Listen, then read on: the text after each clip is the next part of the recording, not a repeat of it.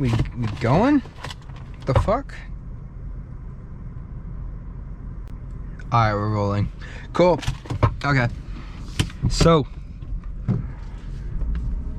there's a road over yonder that I've been driving with a friend that I want to show whoever I send this shit to, really. I mean, there's a lot. This is also, man, that's fucked up. I just was gonna say that this is also a time for me to show off my driving chops, but I fucking bin that second gear, man. I didn't fuck it that bad, but could have been better. Currently, we got a check engine flashing track off.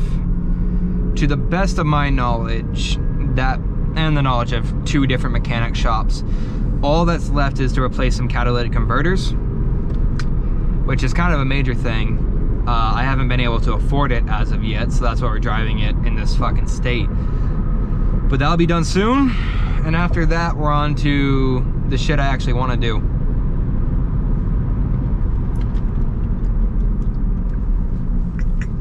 I think our suspension components are cold.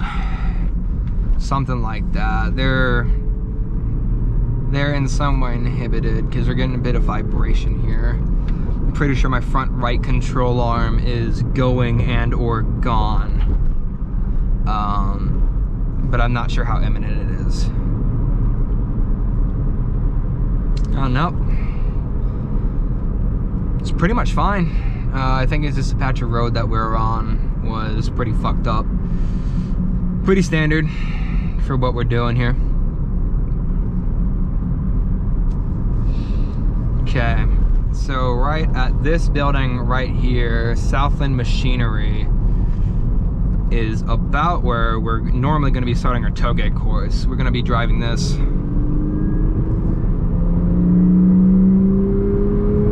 a fair bit. As we improve what we put on our car, because I definitely plan on doing some wheels and tires, probably some NK tires, some Michelin Pilot Sport for all seasons. We're probably gonna put an exhaust on this because I didn't think we were obnoxious enough yet.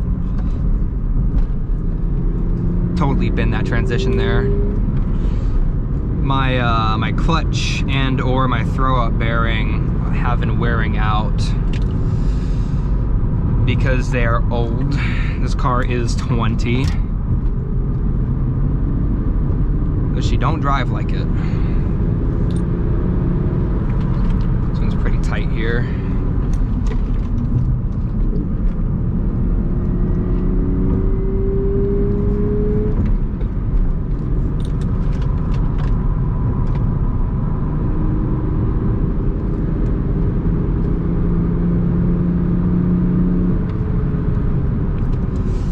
Might be street racing a bit here, but it's only because I know that we're alone, so we're still gonna obey traffic regulations. We're not total animals.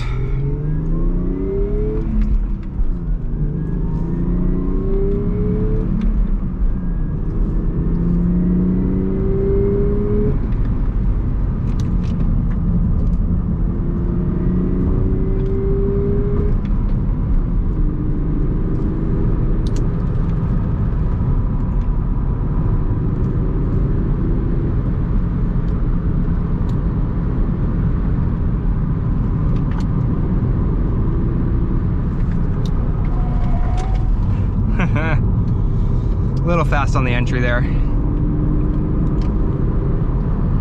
The goal is to do this without screeching your tires.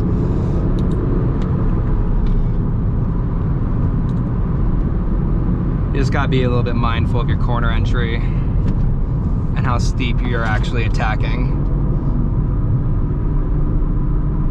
Or rather, how steep what you're actually attacking is.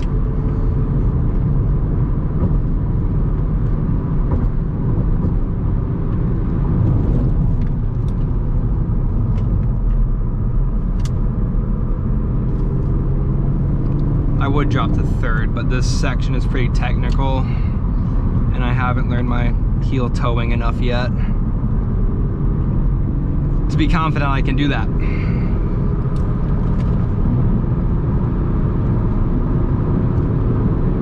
Man, we're maxing out. We're going fourth out and fourth. We are kind of gunning it then, which is not a problem.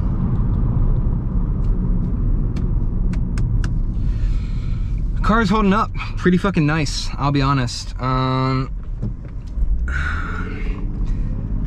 bet you with some higher grip tires, I wouldn't have struggled so much in that corner there. If you want to call it struggling, I lost grip.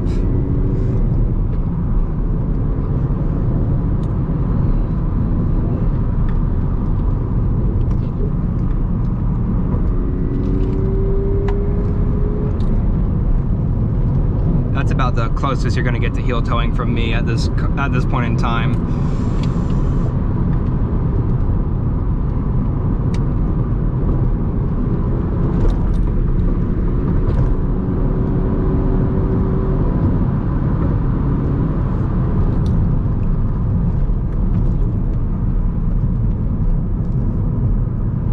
Not a fan of this corner coming into it. It's pretty gnarly going through though.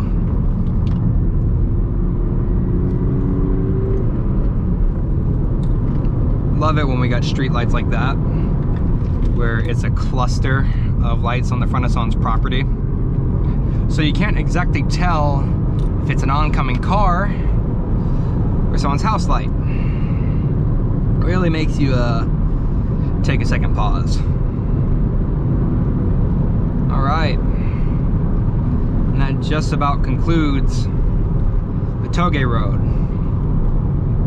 Now I figure that what we ought to do, me and my buddies who drive this road, is standardize this a bit. Just get some rules laid down so we can be civil about this and maybe measure sometimes, have some fun, friendly competition.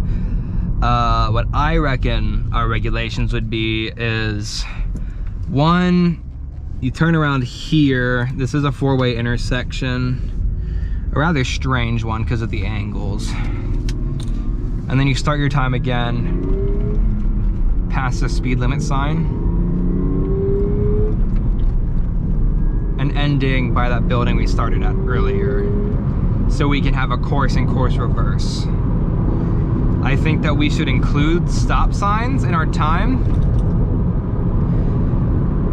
just because that will include acceleration. That's the word we're looking for here.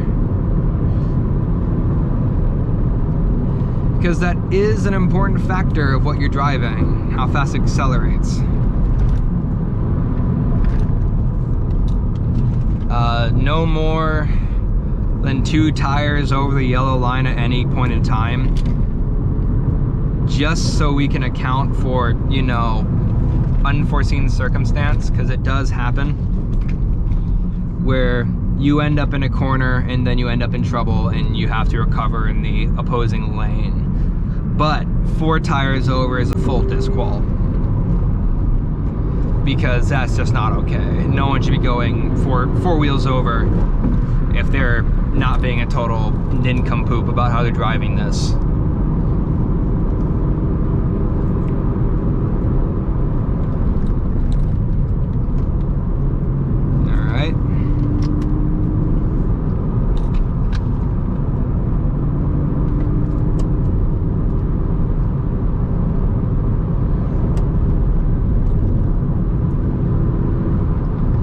Streetlight gave me a little bit of a scare.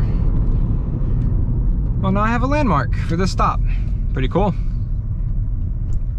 We are most definitely going to need to get some gasoline after this one. Racing is a lot of things, or I should say driving fast. I'm not even really racing right now. Driving fast is a lot of things. Cheap ain't one of them. Don't let anybody ever tell you that this is going to be a cost-effective hobby to get in. But don't let anyone ever stop you from doing it for that reason either.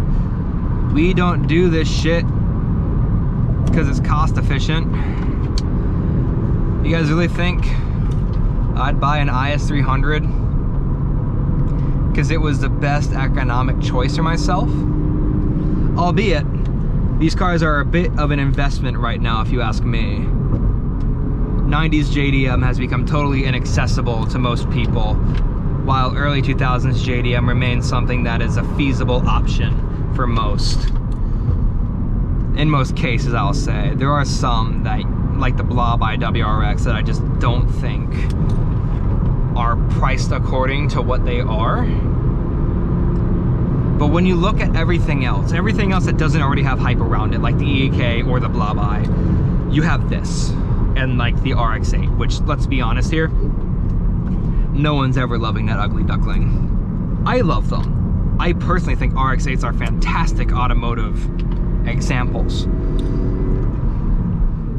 But most people don't share that sentiment that I carry.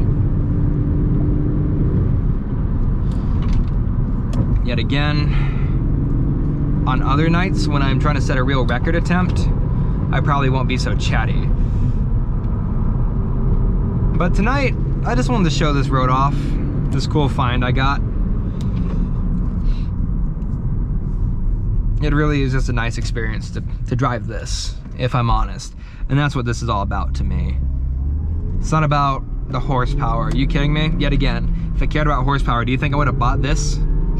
All 215 horses to the wheels compared to the 200 my Golf was making with a couple, what, like almost 1,000 pounds less? Probably not quite that dramatic, but I almost guarantee you that car was lighter than this one is.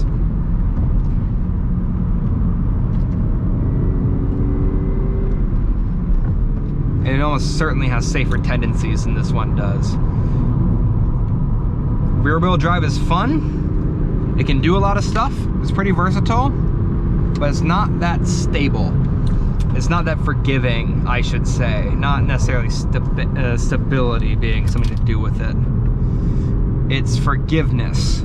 Front wheel drive will forgive you unless you just simply bit off more than you can chew. Rear wheel drive is not so kind. In the words of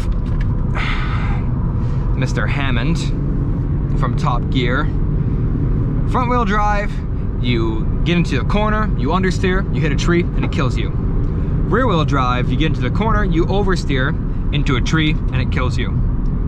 At least with rear wheel drive, you don't see the tree coming to kill you. I like knowing, personally. I like knowing. It's the not knowing that gets me, you know. So if I know I'm gonna die, fuck it. That's the conclusion. Sucks, but that's what it is. But if I don't know if I'm dying, man, that's gonna be the scariest second of my life. That concludes today's Toge Talk. See you all next time.